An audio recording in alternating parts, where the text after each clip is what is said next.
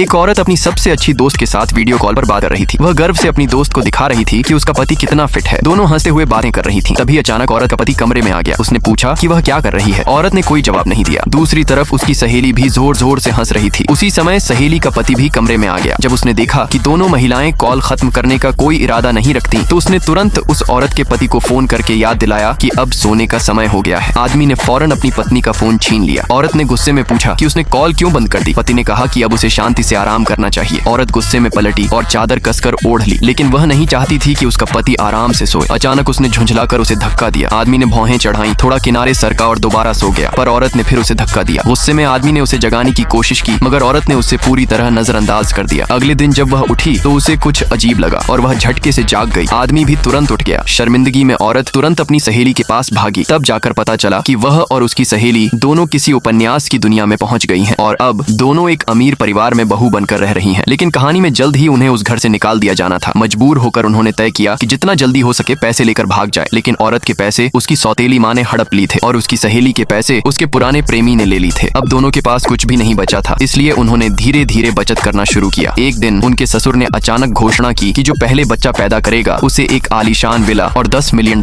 मिलेंगे। मगर दोनों के पति घर पर ही नहीं थे, तो वे परिवार कैसे शुरू करें। तभी ससुर ने बताया कि दोनों के पति अब वापस आने वाले हैं। माहौल तुरंत बहुत अजीब हो गया, लेकिन $10 मिलियन और विला के लालच में दोनों ने ठान लिया कि अब जो होगा देखा जाएगा। उसी रात दोनों अपने अपने कमरे के दरवाजे पर झिंझकते हुए खड़ी थीं। अगर आपको वीडियो अच्छा लगा तो लाइक करें। अगला पार्ट देखने के लिए सब्सक्राइब करें।